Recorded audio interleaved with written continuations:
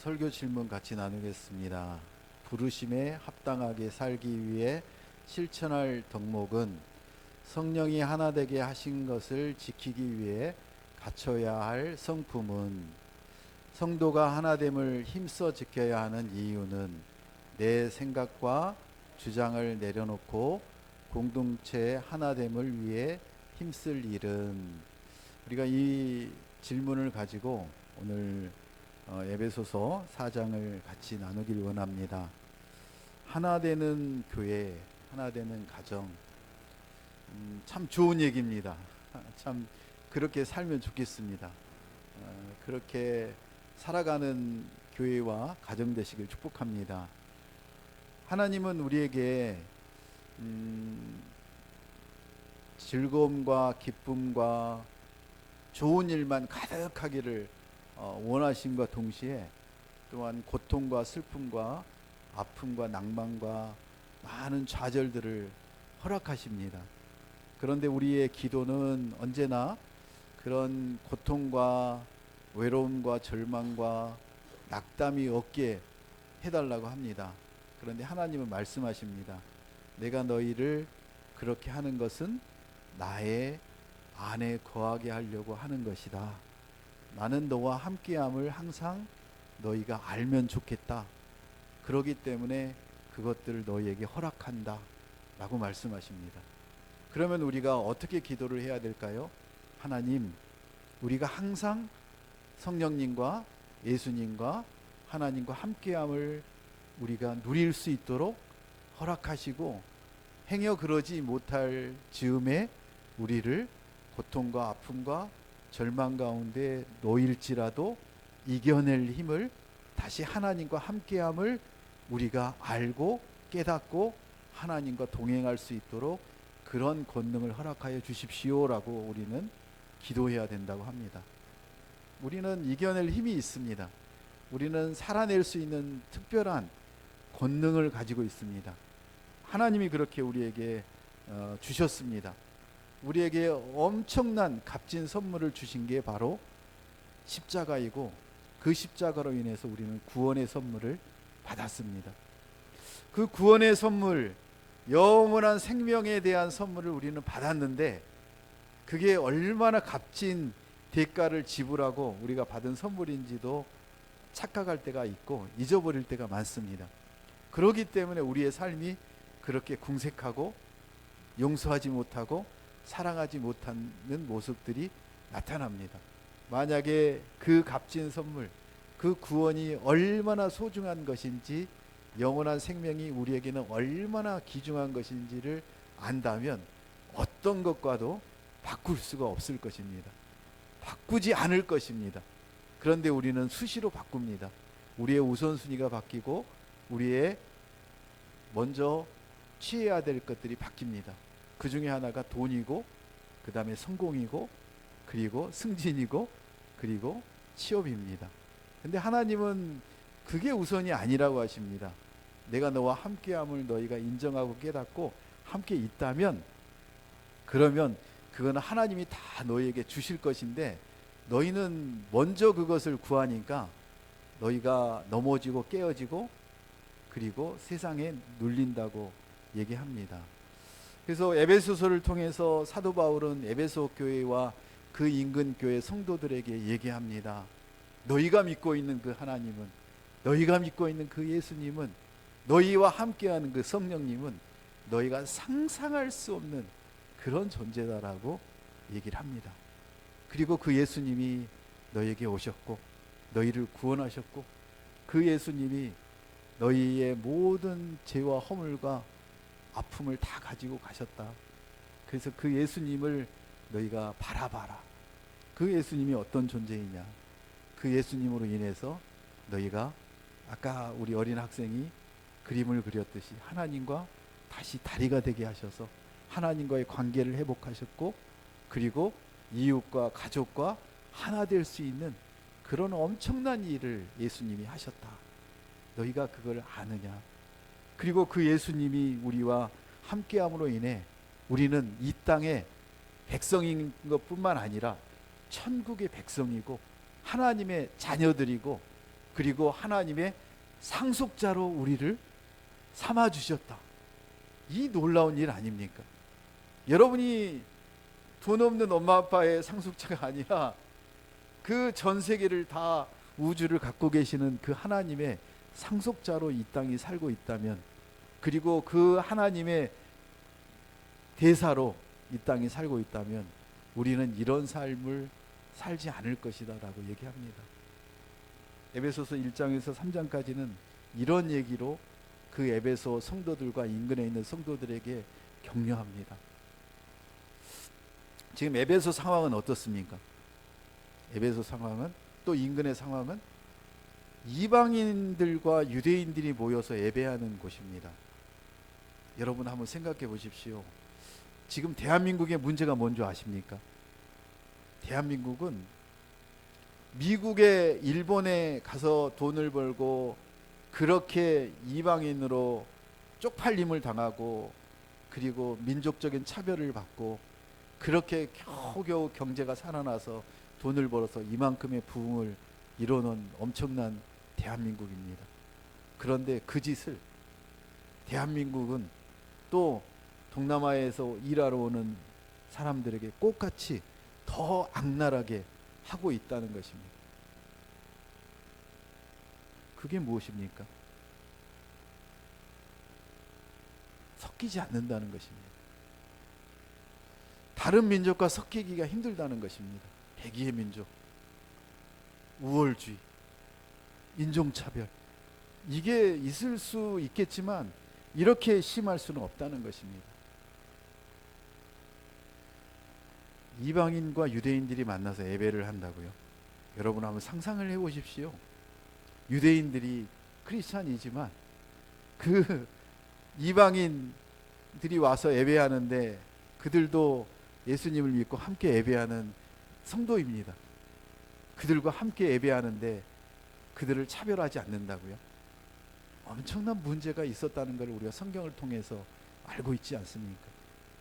그 이집, 그 터키 남서부 쪽 그곳에 가장 핵심인 이 에베소 교회, 그곳에서 2년 가까이를 사역을 했던 사도 바울이 그 모든 상황들을 알고 그들에게 권면합니다. 너희가 예수님을 믿고 너희가 하나 되기 위해서 성령님이, 성령의 임재하심을 엄청나게 그쪽에 주어서 이렇게 멋지게 교회가 세워지고 하나 되게 하셨는데 너희는 지금 어떻게 살고 있니?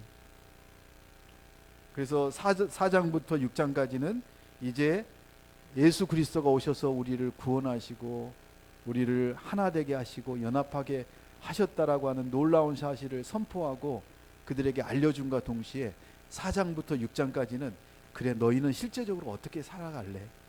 그런 은혜를 받았고 그런 구원의 값진 선물을 받았는데 어떻게 살래? 그래서 1절 이렇게 얘기합니다. 같이 읽습니다. 그러므로 주를 위해 갇힌 몸인 나는 여러분에게 권면합니다. 여러분은 부르심을 받았으니 그 부르심에 합당하게 사십시오.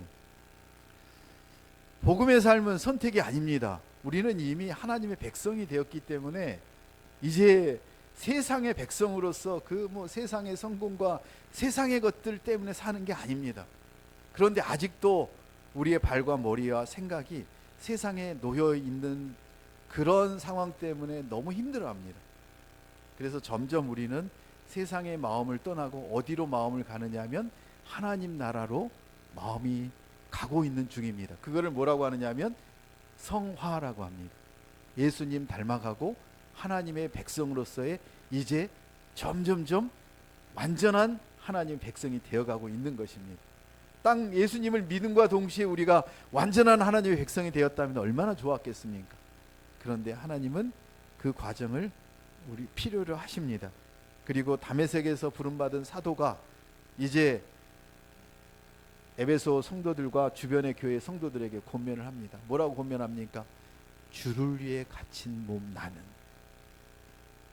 지금 사도 바울은 어떻습니까? 그 이방인 교회를 3차 전도 여행을 통해서 많이 만들고 개척하고 그 눈물과 죽을 고비를 넘겨서 교회를 개척을 했습니다. 이방인들과 함께. 그리고 거기에 유대인들도 함께 있습니다. 그리고 그들이 예루살렘에 이제 기근이 나서 힘들다는 소식을 듣고 그 이방인 교회에서 뭘 합니까? 구제헌금을 합니다. 구제헌금을 모읍니다. 그리고 그 구제헌금이 다른 사람들에 의해서 전달되는 게 아니라 그 사도 바울이 잡혀갈 거를 알고 죽을 고비가 있을 거라는 걸 알면서도 그 구제헌금을 가지고 대표들과 함께 어디로 갑니까? 예루살렘 교회로 들어갑니다. 그리고 2주 만에 어떻습니까? 감옥에 잡힙니다. 감옥에 잡혀서 정말 당당하게 이스라엘의 최고 지도자들을 다 모아서 하나님이 모으게 하시고 거기에서 뭘 합니까? 복음을 전합니다. 갇힌 몸이 새창살에 갇혀 있는 사도 바울이 복음을 전합니다. 너무나 당당합니다. 지금 에베소 교회에 향해서 이렇게 얘기합니다. 주를 위해 갇힌 나는, 갇혀 있는 게 창피한 게 아닙니다. 사도 바울은 누구 때문에 갇혀 있습니까? 예수 그리스도를 전하다가 갇혀 있습니다. 예루살렘 성도들의 기근을, 그 긍휼한 마음을, 하나님의 마음을 전달하기 위해서 이방인 교회들에서 헌금, 구제헌금을 모아서 그곳에 가져다 주는 그 일로 인해서 그들에게 모함을 당하고 지금 갇혀 있고, 이제 그 상소를 함으로 인해서 어디로 갑니까? 유라굴라 광풍을, 죽을 고비를 넘겨가면서 드디어 이제 로마에 도착을 해서 로마의 가택연금을 당하고 있는 상황입니다. 여러분이 모함을 당하고 누구에게 비난을 당할 때 그 마음이, 그 삶이 얼마나 힘들고 괴로운 줄 아십니까? 오장육부가 찢어지고 없던 병도 생겨나는 게 그런 상황 아닙니까? 그런데 이 사도 바울은 그렇지 않습니다.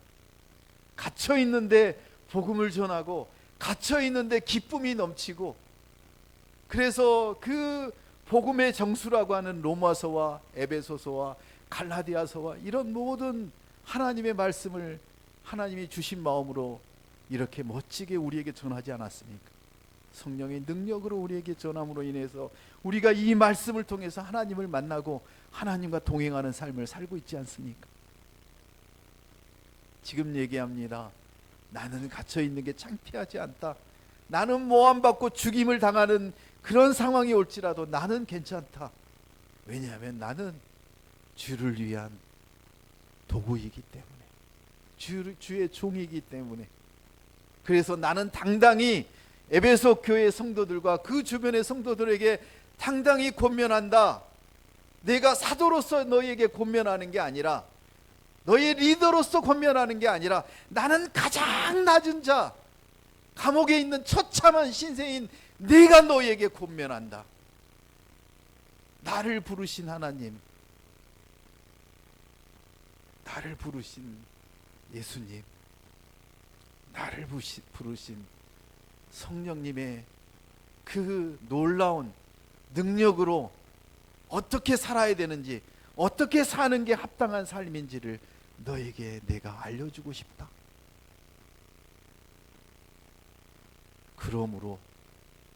그러므로 3장까지 얘기했던 예수 그리스도가 어떤 분이신지, 하나님이 어떤 분이신지, 성령님이 어떤 분이신지 이제 그 사실을 너희가 알았으니, 그러므로 이제 4장부터 6장까지 얘기하는 이 삶을, 실제적인 삶을 제발 살아내려면 어떻게 해야 되는지 내가 너희에게 알려주고 싶다.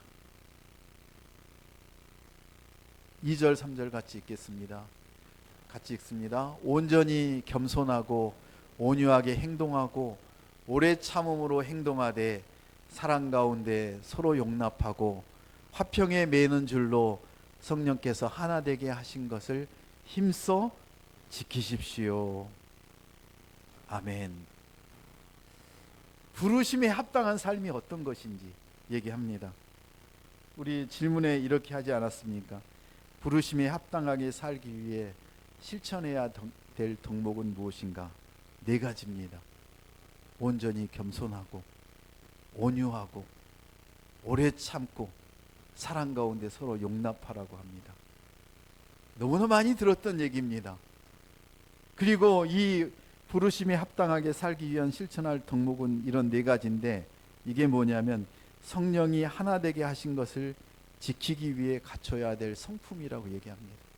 이미 성령께서 우리에게 예수 그리스도를 알려주시고 인도하시고, 우리에게 성령의 능력이, 성령의 임재가 가득할 때, 성령 하나님의 임재가 가득할 때 우리가 깨닫는 게 뭔 줄 아십니까?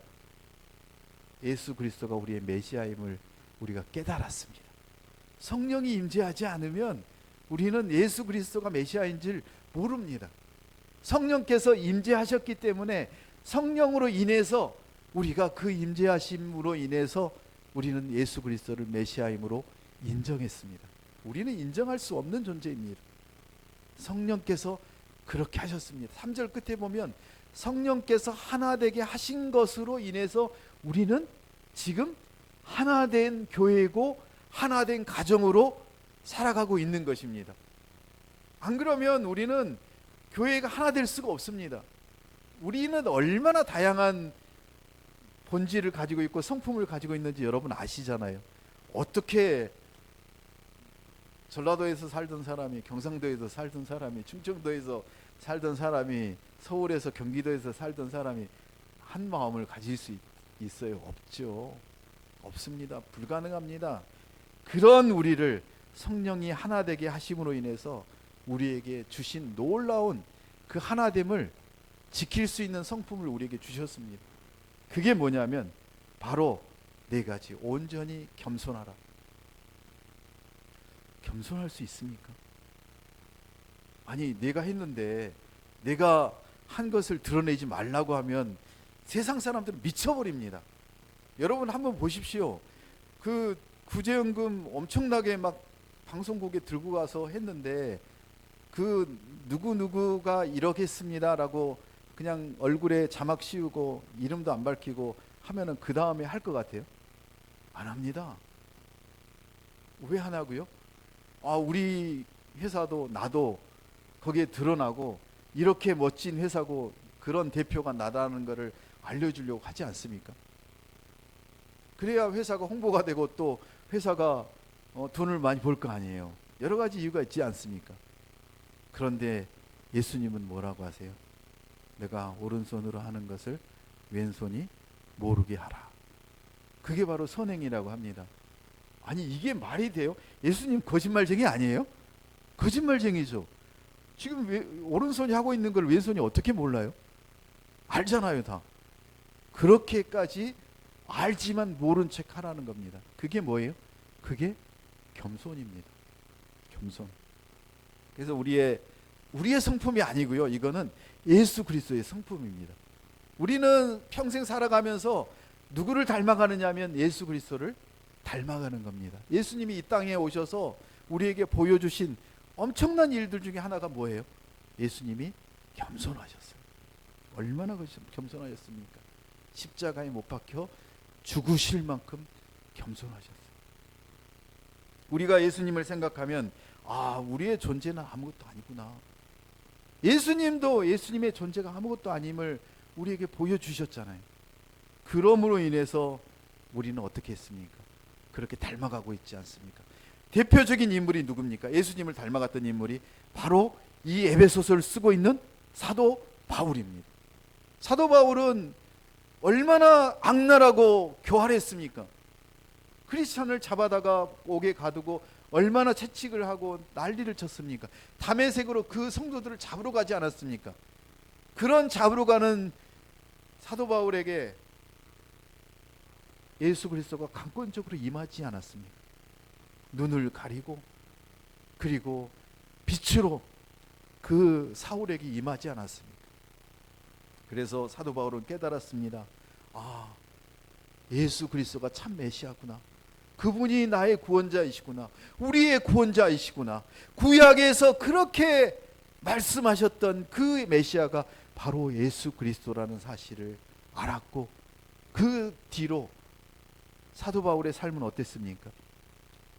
죽기까지 채찍에 맞고 넘어지고 비난을 받고 조롱을 받고 그럴지라도 오직 누구만 드러냈습니까? 예수 그리스도만 드러내는 삶을 살지 않았습니까? 나도 그렇게 살았다. 나도 그렇게 살려고 성령 안에서 그렇게 지금까지 오지 않았냐? 내가 지금 감옥에 가택연금을 당하고 있는 걸 보면 알지 않겠니? 우리는 살지 않으면서 남들에게 그렇게 살라고 권면할 때 우리 자녀들도 그렇게 얘기합니다. 너나 그렇게 살지. 그런데 지금 사도 바울에게 그런 말을 쓸 수가 없습니다. 왜냐하면 사도 바울은 그렇게 살았기 때문에. 에베소 성도들과 그 7대 교회 성도들과 그 많은 이방인 성도들은 알고 있습니다. 사도 바울은 그렇게 살았기에 우리가 존경하고 그 사도 바울과 함께 예수 그리스도를 메시아로 모셔서 우리의 본성은 아니지만 예수 그리스도의 본성대로 살려고 그렇게 지금 살고 있노라는 것을 고백하고 있지 않습니까? 첫 번째는 겸손입니다. 예수 그리스도와 같은 겸손, 사도 바울과 같은 겸손을 우리에게 주셨습니다. 우리는 하나 되기 위해서, 하나 되는 교회가 되기 위해서, 하나 되는 가정이 되려면 내가 아버지네, 내가 어머니네, 할머니네 그렇게 떵떵거리면서 할아버지네 살면 안 된다는 거예요. 뭐예요? 우리 손자를 보니까, 손녀를 보니까, 우리 아들 딸을 보니까 내가 먼저 일어나서 먼저 청소하고 아이들 걸어가다가 다치지 않게 다 치워놓고 그리고 맛있는 밥도 하고 옷도 빨래도 하고 설거지도 하고, 그게 엄마 아빠 할아버지 할머니의 마음 아니에요.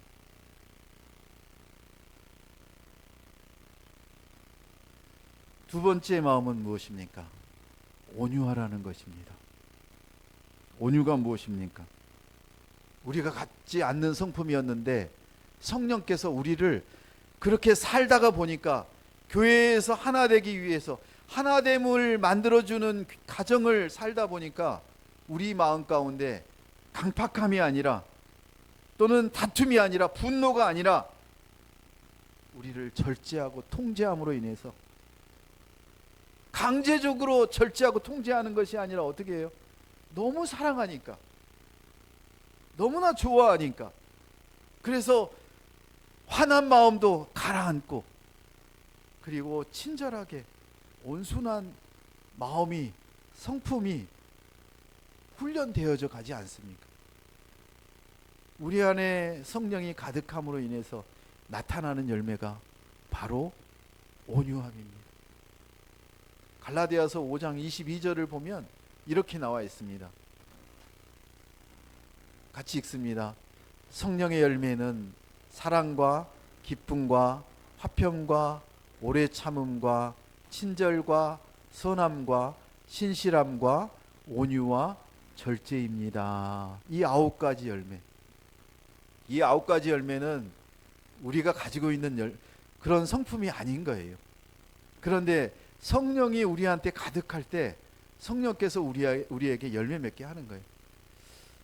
올해 그 사과대추를 7만 원 주고 사다가 이렇게 꽃밭에 심었어요. 그런데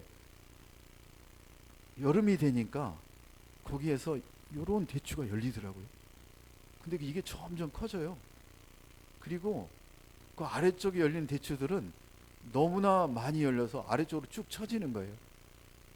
그리고 가을이 되어 가니까 그게 이렇게 맛있게 익어가더라고요. 그런데 그거 따서 먹어봤더니 맛있어요. 근데 얼마 되지 않아요. 몇 개 되지 않아요. 그 앞에 마트에 가니까 한 박스에 10,000원 하는데 그 딴 거보다 더 많더라고요. 그런데 커가는 그 모습을 보면서 한 3달, 4달, 야, 어떻게 자라나, 어떻게 변하나.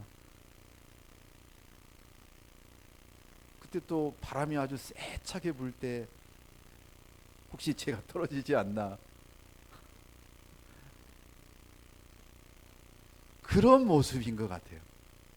우리 안에 성령이 가득하면 우리가 맺질 못하는 그런 우리 안에 사랑이 넘쳐나고요.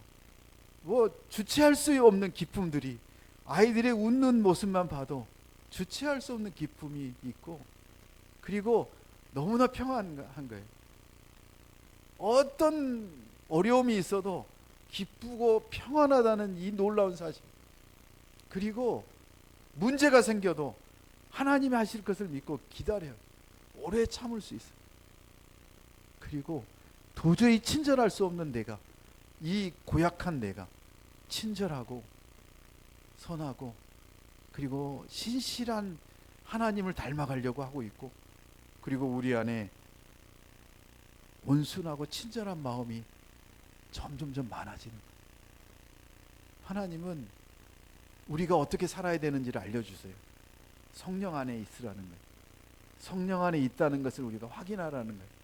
성령 안에 있다는 것은 우리가 열매를 맺으려고 노력하지 않아도 하나님께서 성령의 열매를 주렁주렁 열리게 하시는 거예요. 그래서 우리가 봅니다. 어떤 분은 야, 성령 안에서 저렇게 멋지게 열매를 맺어가고 있구나. 아, 내년 봄에는 사과 대추나무를 7만 원짜리를 한 4-5그루 더 사다가 심어야 되겠다. 왜? 그 맛을 봤으니까, 그 기쁨을 맛보니까.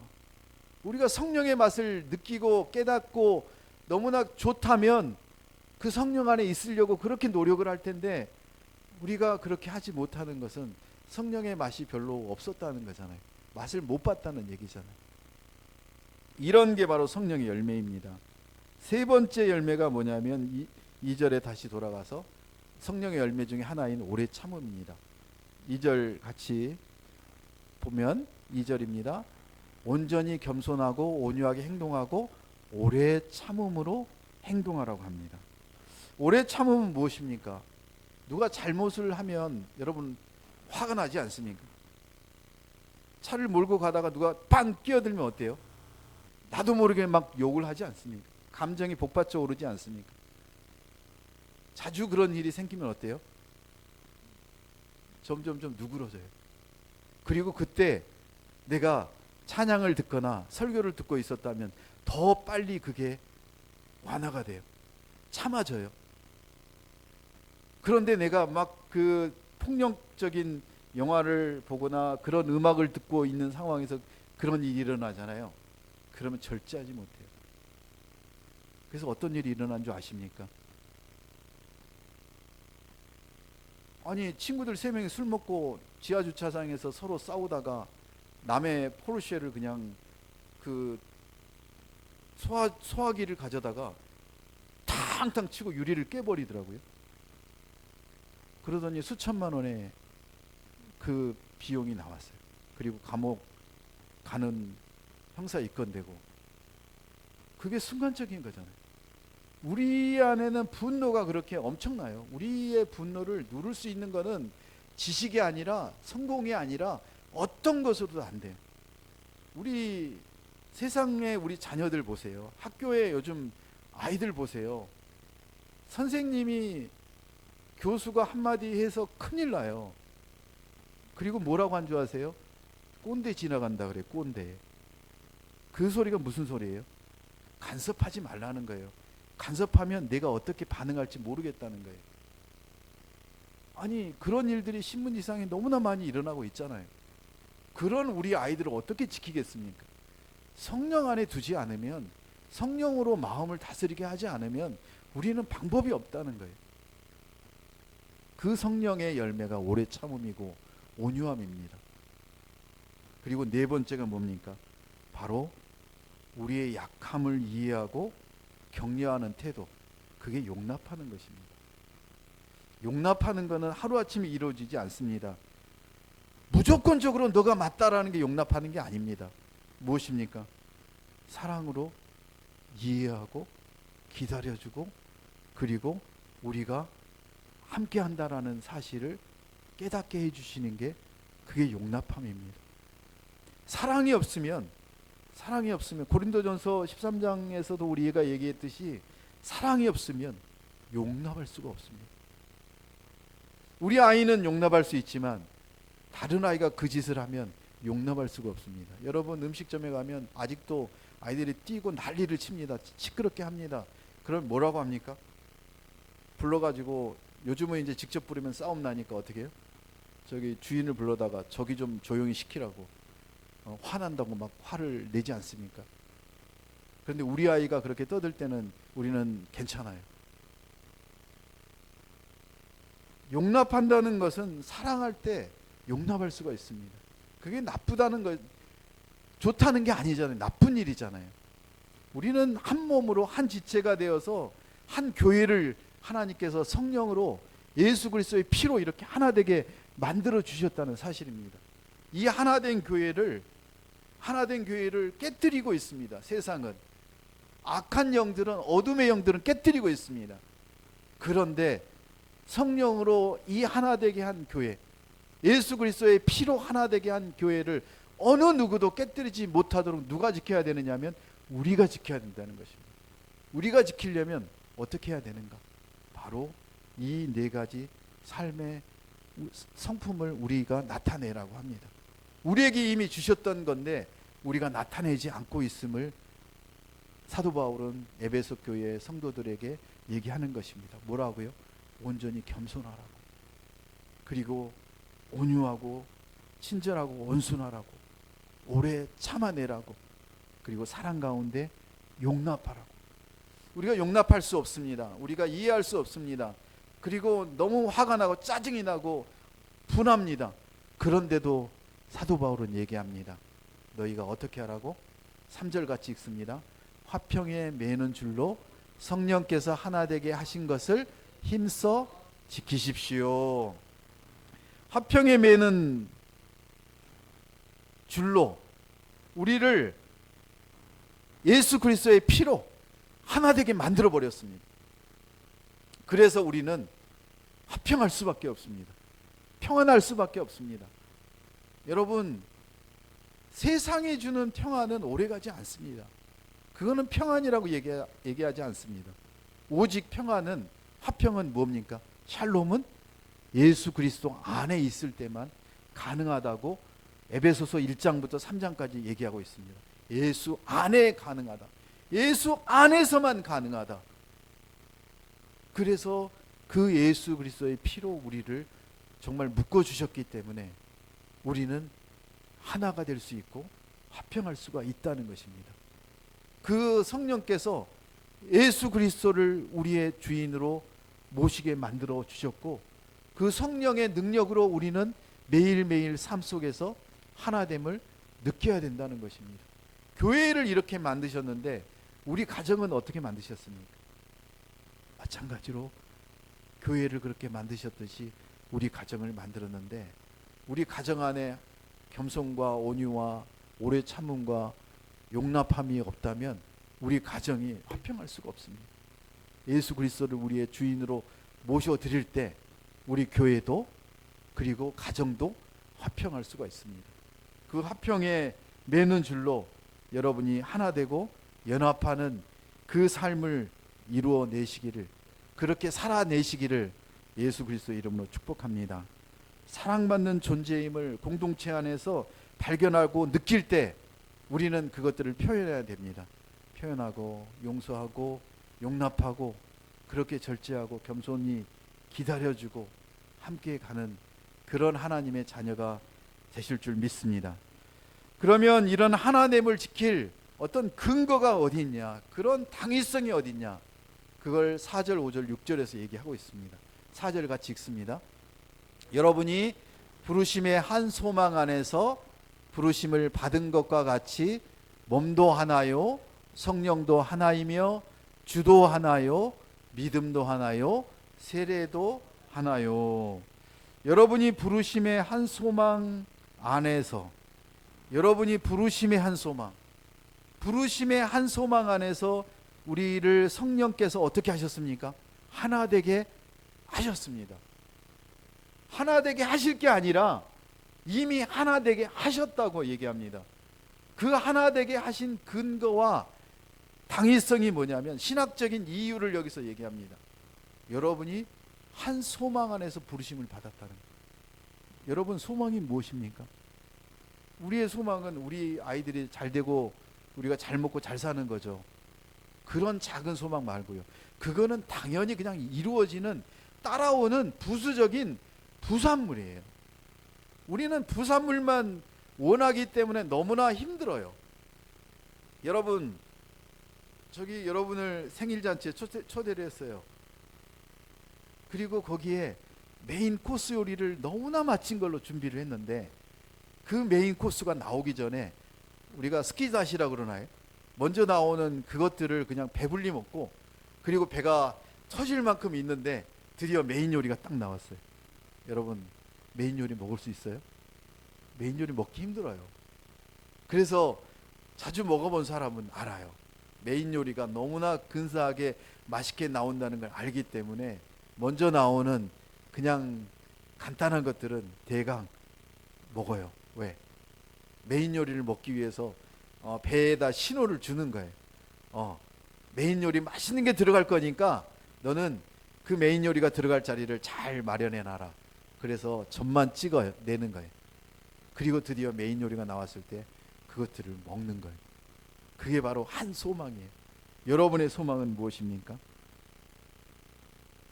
우리가 영원한 영생을 얻었고 그리고 예수 그리스도가 이 땅에 오실 때 우리는 영원한 하나님의 나라에 거할 거라고 하는 이 놀라운 사실을 믿고 예배드리는 자 아닙니까? 그게 바로 우리의 소망입니다. 우리는 천국의 백성임을 이미 하나님께서 약속을 하셨고 그렇게 하나님의 상속자로 삼아 주셨습니다. 자격 없는 우리가 어떻게 하나님의 자녀가 될 수 있고 상속자가 될 수 있었냐고요. 그런데 누구 때문에? 예수 그리스도의 십자가 때문에 우리를 그렇게 하나님의 백성으로 상속자로 이미 삼아 주셨다는 놀라운 사실이 우리의 소망입니다. 그 소망보다도 더 큰 게 어디 있어요? 그런데 그 소망은 그냥 잊어버리고 우리는 이 앞에 놓이는 대학 좋은 데 가고 좋은 데 취업하고 시집장가 잘 가고 그리고 잘 사는 것처럼 보이는데 한순간에 그냥 댕가당 끝나지 않습니까? 그래서 얘기합니다. 너희가 한 소망으로 부르심을 받았다는 걸 발견하고 또한 깨닫고 그렇게 품고 나아갈 때 이제 너희에게 이 하나됨을 지킬 근거와 당위성은 바로 이런 것들이란다. 첫 번째, 몸도 하나요. 어떻게 몸이 하나입니까? 몸이 각자 다 다른 몸을 가지고 있지 않습니까? 그런데 이 교회의 머리는 누가 되셨습니까? 바로 예수 그리스도가 십자가의 죽으심으로 교회의 머리가 되어 주셨습니다. 그 교회의 몸은 누굽니까? 바로 여러분 아닙니까? 우리의 몸은 하나인데 우리의 몸에 머리가 있고 손이 있고 발이 있고 코가 있고 입이 있고 이런 지체들이 있는 거 아닙니까? 교회도 마찬가지입니다. 몸도 하나요, 교회도 하나요. 우리는 교회의 머리가 예수 그리스도이십니다. 그렇기 때문에 우리는 교회의 머리가 되신 예수 그리스도를 따라서 우리의 각자가 우리의 몸이 지체가 되었습니다. 너는 교회의 청소를 담당하는 사람, 너는 말씀을 가르치는 사람, 너는 밥을 하는 사람, 각자의 역할을, 은사를 우리에게 주셨습니다. 그런데 그 각자에게 주신 은사를 나는 그거 아니야, 내가 어떻게 감히 청소를 해, 나는 그래서 회사에서 CEO야, 나는 임원이야, 그런데 어떻게 나한테 그거를 하라고 그래? 그런 사람 없습니다. 교회에 우리는 각자의 하나님이 주신 은사대로 자기의 은사와 능력을 사용해서 하나님의 교회를 교회되게 만들고 있습니다. 그게 바로 우리가 교회의 몸의 지체가 되었다는 사실입니다. 그렇기 때문에 하나님은 얘기합니다. 몸도 하나라고. 우리가 하나됨을, 하나 되었다라는 사실을 알 수 있는 게 바로 우리의 몸이 하나라는 사실입니다. 그래야 교회가 하나 될 수 있는 거죠. 우리 집의 가정의 문제 가정들 보세요. 그 문제 가정 중에 가장 문제의 원인이 어딘 줄 아세요? 아버지예요. 하나님이 제사장으로 아버지를 세웠는데 그 아버지가 제사장의 역할을 안 해요. 누가 제사장의 역할을 하려고 합니까? 엄마가 제사장의 역할을 하려고 하면 그 가정은 무너지는 겁니다. 왜냐하면 교회의 머리를 누구로 삼으셨어요?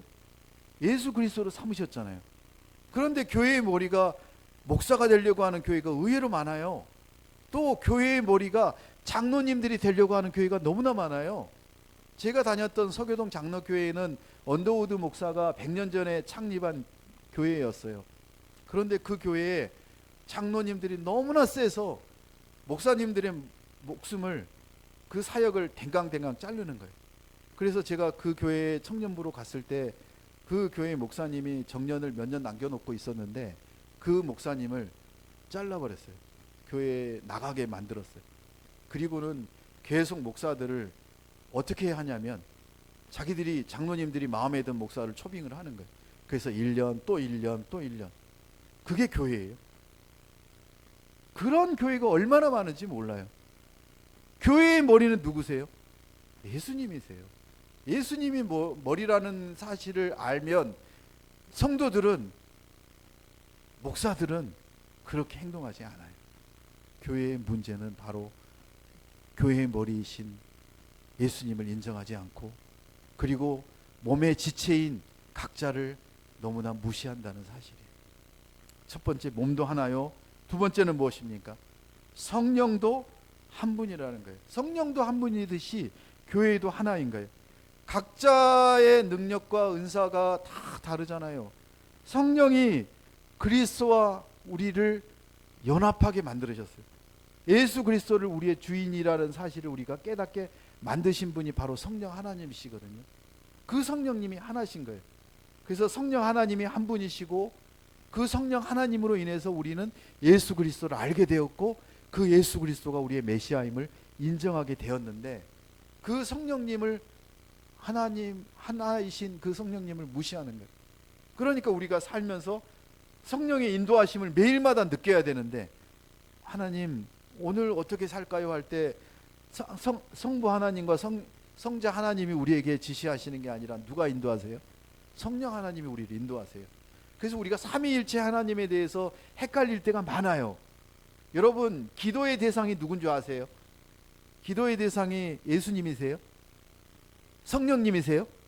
아니에요. 우리의 기도의 대상은 성부 하나님이세요.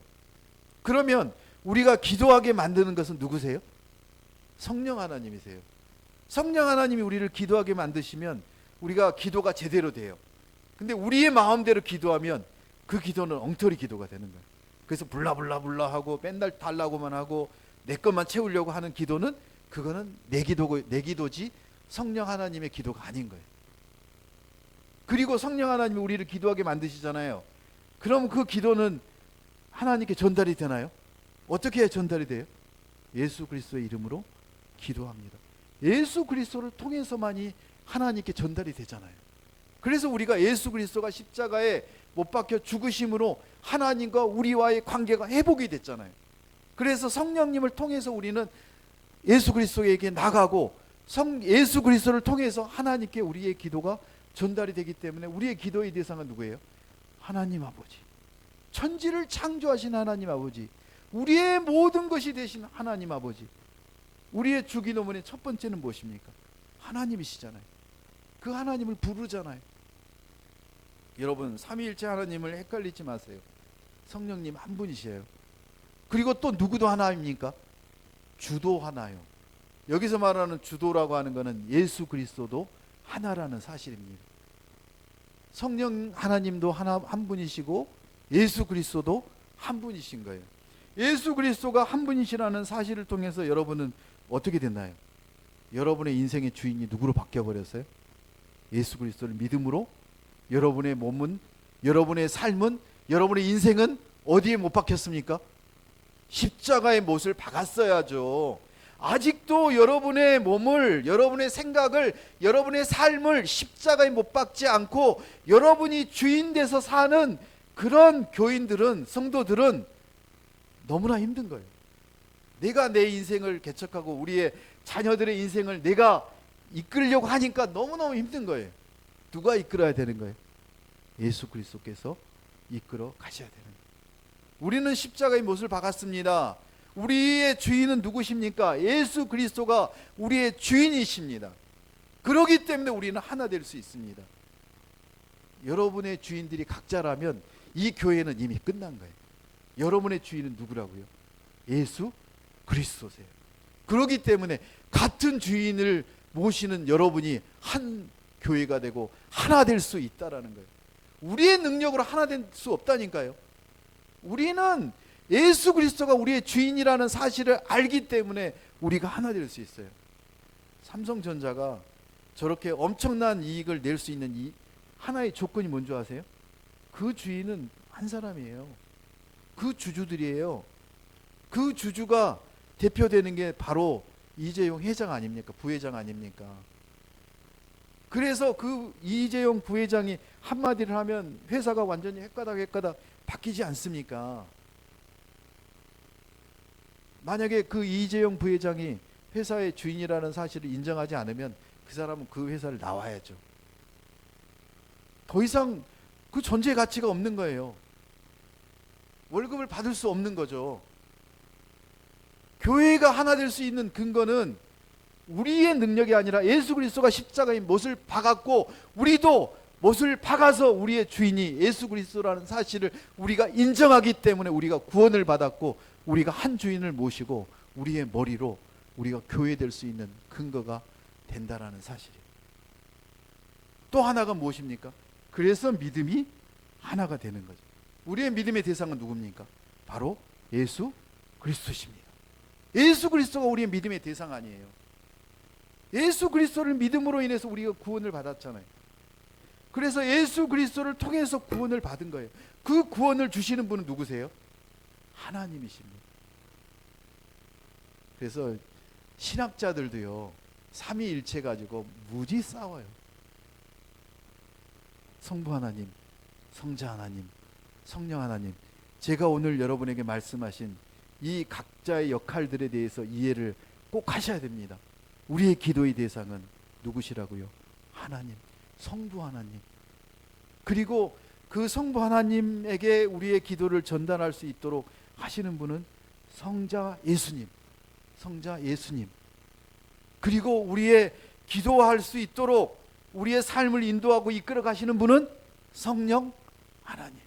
이 삼위의 하나님을 통해서 하나 되게 하셨다는 사실을 여러분이 아셔야 되는 거예요. 이 하나님은 한 분이시며 세 개의 육격을 가지고 계시는 거예요. 그래서 우리의 생각으로는, 우리의 이 3차원적인 사고로는 이해가 되지 않아요. 아니, 지금 여기 있는 우리와 여러분 가정에 있는 여러분 식구들을 하나님이 동시에 보고 있다는 사실이 여러분 인정이 돼요? 우리가 인정하기로 했으니까 인정하지, 인정이 잘 안 되잖아요. 하나님은 4차원, 5차원이 아니라 우리가 상상할 수 없는 차원에 살고 계셔서 우리 각자의 모든 마음을 다하시고 우리의 머리카락 개수까지도 아시며 모든 것들을 동시에, 그리고 전 세계와 후 세계까지도 다 아시는 분이 누구시라고요? 바로 하나님이세요. 그러니 하나님을 알고 믿는다고요? 그런 믿음은 엉터리 믿음인 거예요. 내가 알고 내가 체험하고 경험한 것만 믿는다고요? 그건 믿음이 아니라고요. 그래서 믿음이 하나인 거예요. 우리는 세례를 받았습니다. 예수님의 죽음과 부활에 연합해 한 몸이 되겠다라고 받은 게 뭐예요? 세례예요. 그래서 그 세례를 통해서 우리는 온전한 하나님의 자녀가 되었다는 거예요. 상속자가 되었다는 사실입니다. 세례를 통해서 우리는 죽었다고요. 근데 아직도 살아있는 것처럼 파닥파닥하면 안 돼요. 우리는 죽었다고요. 왜 그렇게 목소리를 내냐고요.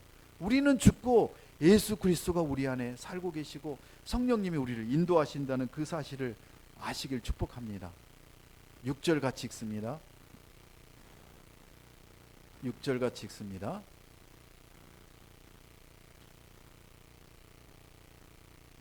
하나님도 한 분이시니 곧 만유의 아버지십니다. 하나님은 모든 것 위에 계시고 모든 것을 통해 계시고 모든 것 안에 계십니다. 아멘. 하나됨을 지킬 근거 당위성 중에 세 가지는 성부 하나님, 성자 예수님, 그 다음에 성령 하나님, 요 세 가지가 한 분이시라는 사실과 함께 나머지 한 몸이요, 그리고 한 믿음이요, 한 세례요, 이런 세 가지 해서 6가지가 지금 얘기되고 있습니다. 그리고 또 하나를 더 추가한다면 한 소망을 가진 성도라는 사실인 거거든요. 그래서 우리가 한 분 하나님을 모시고 우리가 살기 때문에 우리는 한 가족으로 살 수 있다는 사실입니다. 여러분, 가족 공동체가 이미 가정이 깨지고 있습니다. 이미 가정은 다 깨졌습니다. 교회도 깨지고 있습니다. 교회도 깨질 것입니다. 오직 남아있는 것은 성부, 성자, 성령 하나님밖에 없습니다. 이 땅이 우리의 힘으로 살 수 없습니다.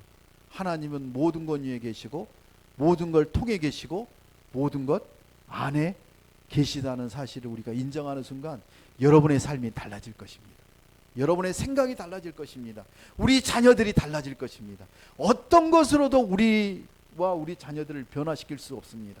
우리는 한 몸이고 한 하나님을 믿는 것이고 그 하나님이 우리의 가정과 우리 교회를 지켜주시기를 간절히 원합니다. 함께 기도하겠습니다. 한 분인 우리 하나님, 한 분인 우리 예수님, 한 분인 우리 성령님이 우리에게 한 몸이 되게 하시고 한 믿음이 되게 하시고 한 세례가 되게 하시고 한 소망을 갖게 해 주셨다는 이 놀라운 사실이 우리의 삶의 모든 것임을 인정하는 그런 시간 되기를 원합니다. 하나님, 예수 그리스도께서 접붙여 주신 한 몸의 일부임을 고백합니다. 같은 방향의 길로 함께 가라고 부르신 지체들과 관계가 깨어지지 않도록 성령의 지혜와 도우심을 간구합니다. 우리가 속한 곳에 사랑의 전달자요 막힌 담을 허무는 평화의 도구가 되게 하여 주시옵소서. 몸은 하나지만 많은 지체가 있고 또 몸에 지체가 많지만 모든 지체가 한 몸인 것처럼 그리스도께서 이와 같다고 하셨다는 이 놀라운 사실을 통해 성도가 하나됨을 힘써 지켜 살아내도록 도와주시옵소서. 내 생각과 주장을 내려놓고 공동체가 하나됨을 위해 힘쓰고 가정이 하나 되는 그런 하나님의 자녀들도 살아갈 수 있도록 축복하여 주시옵소서. 예수님의 이름으로 기도합니다. 아멘.